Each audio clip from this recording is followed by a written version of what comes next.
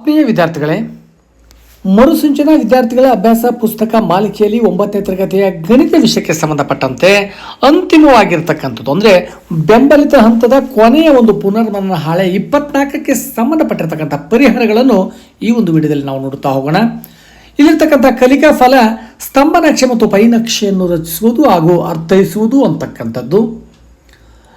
ನಂತರದಲ್ಲಿ ಇಲ್ಲಿರ್ತಕ್ಕಂಥದ್ದು ನೋಡಿದ್ದೆ ಆದರೆ ಚಟುವಟಿಕೆ 1 ನೋಡ್ತಾ ಹೋಗ್ಬೋದು. ಚಟುವಟಿಕೆ 1ರಲ್ಲಿ ಏನಾಗಿದೆ ಅಂದರೆ ಶೋಭಾಳು ಅಭ್ಯಾಸ ಪತ್ರಿಕೆಯ ಪರೀಕ್ಷೆಯಲ್ಲಿ 80 ಅಂಕಗಳಿಗೆ ಗಳಿಸಿರ್ತಕ್ಕಂಥ ಅಂಕಗಳು ಈ ಕೆಳಗಿನಂತಿವೆ. ವಿಷಯಗಳು ಕೊಡಲಾಗಿದೆ. ಇಲ್ಲಿ ಗಳಿಸಿರ್ತಕ್ಕಂಥ ಅಂಕಗಳು ಒಂದು ಪರೀಕ್ಷೆಯಲ್ಲಿ 80 ಅಂಕಕ್ಕೆ ಪಡೆದಿರ್ತಕ್ಕಂಥ ಅಂಕಗಳು ಕನ್ನಡ, ಇಂಗ್ಲಿಷ್, ಹಿಂದಿ, ಗಣಿತ, ವಿಜ್ಞಾನ, ಸಮಾಜ ಮತ್ತು ದೈಹಿಕ ಶಿಕ್ಷಣಕ್ಕೆ 80 ಅಂಕಗಳಿಗೆ ಪಡೆದಿರ್ತಕ್ಕಂಥ ಅಂಕಗಳನ್ನು ಇಲ್ಲಿ ನೀಡಿದ್ದಾರೆ. ಇದನ್ನು ತೆಗೆದುಕೊಂಡು ನಾವು ಒಂದು ಸ್ತಂಭ ನಕ್ಷೆಯನ್ನು ರಚಿಸಬೇಕಾಗುತ್ತೆ. ಹಾಗಾಗಿ ಮೊದಲಿಗೆ ನಾನು ಇಲ್ಲಿ ಒಟ್ಟು ಅಂಕಗಳನ್ನು ಕೂಡ ಇಲ್ಲಿ ಬರೆದಿಟ್ಟಿದ್ದೀನಿ. ತಾವು ಗಮನಿಸಬಹುದು 452 ಅಂಕಗಳನ್ನು ಶೋಭಾಳು ಪಡೆದಿದ್ದಾರೆ.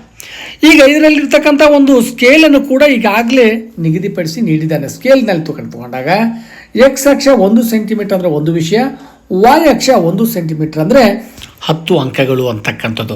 ನೋಡಿ, ಇಲ್ಲಿ ಕೊಟ್ಟಿರ್ತಕ್ಕಂಥ ಗ್ರಾಫ್ ಏನಾಗಿದೆ ಸ್ವಲ್ಪ ಚಿಕ್ಕದಾಗಿದೆ, ತಾವು ಗಮನಿಸ್ಬೋದು. ಹಾಗಾಗಿ ನಾನು ಗ್ರಾಫ್ನ ಮುಂಭಾಗದಲ್ಲಿ ಕೂಡ ಒಂದು ಸ್ತಂಭ ನಕ್ಷೆಯನ್ನು ಹೇಳಿದ್ದೇನೆ. ತಾವುಗಳು ತಮ್ಮಲ್ಲಿರ್ತಕ್ಕಂಥ ಒಂದು ದೊಡ್ಡದಾಗಿರ್ತಕ್ಕಂಥ ಒಂದು ನಕ್ಷೆಯನ್ನು ತೆಗೆದುಕೊಂಡು ಅದರಲ್ಲಿ ತಾವುಗಳು ಸುಲಭವಾಗಿ ಇದನ್ನು ಗುರುತಿಸ್ಬೋದು.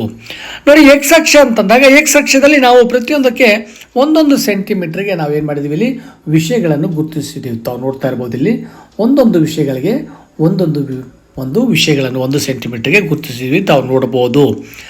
ಮೊದಲಿಗೆ ಕನ್ನಡ, ಇಂಗ್ಲೀಷ್, ಹಿಂದಿ, ಗಣಿತ, ವಿಜ್ಞಾನ, ಸಮಾಜ ಮತ್ತು ದೈಹಿಕ ಶಿಕ್ಷಣ. ವಾಯ್ ಅಕ್ಷದಲ್ಲಿ ನಾವು ಅಂಕಗಳನ್ನು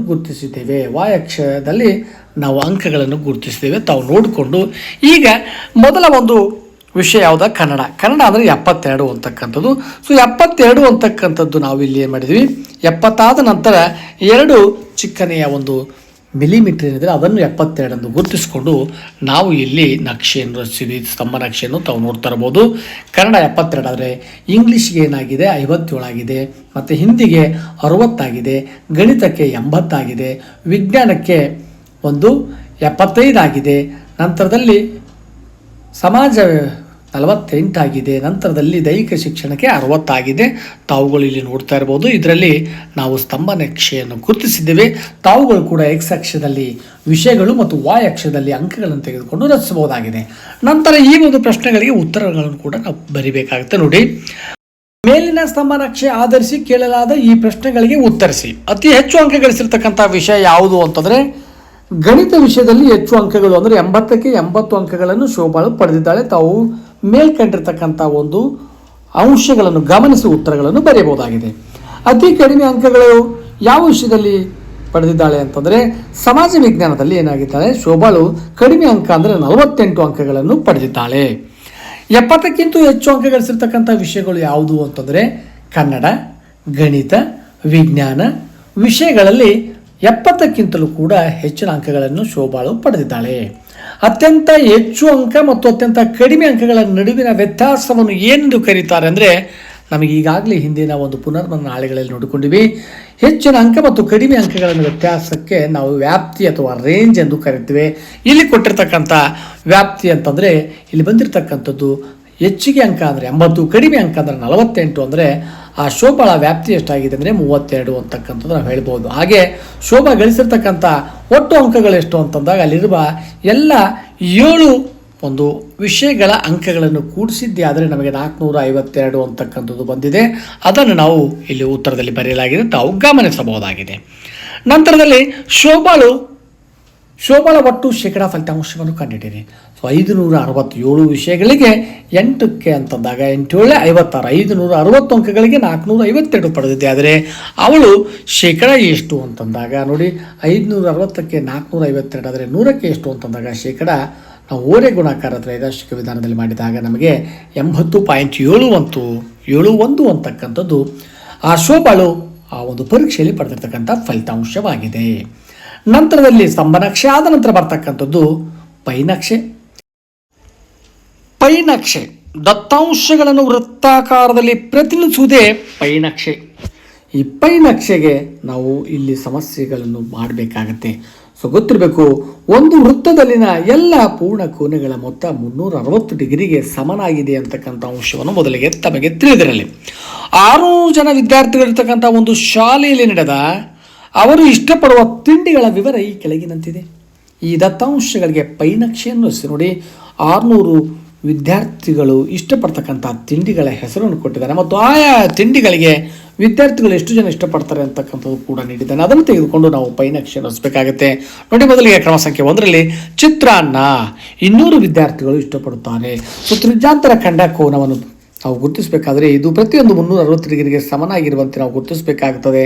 ಹಾಗಾಗಿ 200 ಭಾಗಿಲೆ ಒಟ್ಟು ವಿದ್ಯಾರ್ಥಿಗಳು 200 ಭಾಗಿಲೆ 600 ಇಂಟು 360 ನಮಗೆ 120 ಡಿಗ್ರಿ ಬಂದಿದೆ. ಇದು ಮಾದರಿಯಾಗಿ ಕೊಟ್ಟಿದ್ದಾನೆ. ನಂತರದಲ್ಲಿ ಪಲಾವ್ ಎಷ್ಟು ಜನ ಇಷ್ಟಪಡ್ತಾ ಇದ್ದಾರೆ? 80 ಜನ.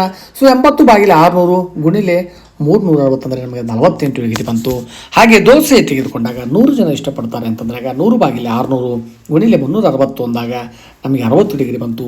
ಇಡ್ಲಿಯನ್ನು ನೋಡಿದಾಗ 72 ಡಿಗ್ರಿ, ಉಪ್ಪಿಟ್ಟು 36 ಡಿಗ್ರಿ, ಪೊಂಗಲ್ 24 ಡಿಗ್ರಿ ಬಂದಿದೆ. ಆದರೆ ನೋಡಿ ವಿದ್ಯಾರ್ಥಿಗಳೇ, ಒಟ್ಟು 600 ವಿದ್ಯಾರ್ಥಿಗಳಿಗೆ ನಾವು ಒಟ್ಟು 360 ಡಿಗ್ರಿ ಕೋನಕ್ಕೆ ಬರುವಂತೆ ನಾವು ಕೋನಗಳನ್ನು ತ್ರಿಜ್ಯಾಂತರ ಖಂಡದಲ್ಲಿ ವಿಂಗಡಿಸಿಕೊಂಡಿದ್ದೀವಿ. ನಂತರದಲ್ಲಿ ಪೈನಕ್ಷೆಯನ್ನು ಹಾಕಿದಾಗ ನಾವು ಪೈನಕ್ಷೆಯನ್ನು ತಾವು ನೋಡ್ತಾ ಇರ್ಬೋದು. ಇಲ್ಲಿ 120 ಡಿಗ್ರಿ ಚಿತ್ರಾನ್ನಕ್ಕೆ, 48 ಡಿಗ್ರಿ ಪಲಾವ್ಗೆ, 60 ಡಿಗ್ರಿ ದೋಸೆಗೆ, 72 ಡಿಗ್ರಿ ಇಡ್ಲಿಗೆ, 36 ಡಿಗ್ರಿಗೆ ಉಪ್ಪಿಟ್ಟು ಮತ್ತು 24 ಡಿಗ್ರಿ ಪೊಂಗಲ್ಗೆ ನಾವು ಇಲ್ಲಿ ಏನು ಮಾಡಿದ್ವಿ, ಪೈನಕ್ಷೆಯನ್ನು ನಾವು ರಚಿಸಿದ್ದೀವಿ. ತಾವುಗಳು ಕೂಡ ಒಂದು ಶಿಕ್ಷಕರ ಸಹಾಯದಿಂದ ಈ ಒಂದು ಮರುಸಿಂಚನ ವಿದ್ಯಾರ್ಥಿಗಳ ಅಭ್ಯಾಸ ಪುಸ್ತಕದಲ್ಲಿ ತಾವುಗಳು ಕೂಡ ಪೈನಕ್ಷೆಯನ್ನು ರಚಿಸಬಹುದಾಗಿದೆ.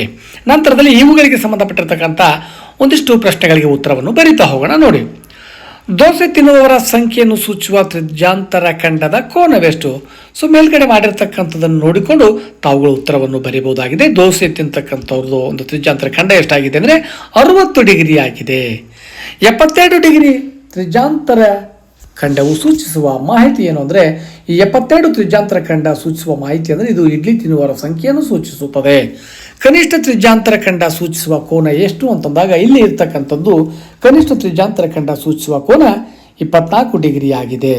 ಎಲ್ಲ ತ್ರಿಜ್ಯಾಂತರ ಖಂಡಗಳ ಕೋನಗಳ ಮೊತ್ತವೆಷ್ಟು ಅಂತಂದಾಗ ಎಲ್ಲ ತ್ರಿಜ್ಯಾಂತರ ಖಂಡದ ಕೋನಗಳ ಮೊತ್ತ 360 ಡಿಗ್ರಿ ಆಗಿದೆ. ಇನ್ನು 5ನೇ ಪ್ರಶ್ನೆ ನೋಡ್ತಾ ಹೋದಾಗ ಕೊನೆಯ ಪ್ರಶ್ನೆ, 36 ಡಿಗ್ರಿ ತ್ರಿಜ್ಯಾಂತರ ಖಂಡ ಹೊಂದಿರತಕ್ಕಂಥ ಖಂಡವು ಯಾವ ತಿಂಡಿಯನ್ನು ಇಷ್ಟಪಡುವವರನ್ನು ಸೂಚಿಸುತ್ತದೆ ಅಂತಂದರೆ 36 ಡಿಗ್ರಿ ತ್ರಿಜ್ಯಾಂತರ ಖಂಡ ಹೊಂದಿರತಕ್ಕಂಥ ಖಂಡವು ಉಪ್ಪಿಟ್ಟನ್ನು ತಿನ್ನುವವರನ್ನು ಸೂಚಿಸುತ್ತದೆ. ಉಪ್ಪಿಟ್ಟು ತಿಂಡಿಯನ್ನು ಇಷ್ಟಪಡುವವರ ಒಂದು ಸಂಖ್ಯೆಯನ್ನು ಸೂಚಿಸುತ್ತದೆ ಅಂತ ನಾವು ಹೇಳಬಹುದಾಗಿದೆ. ಹಾಗಾಗಿ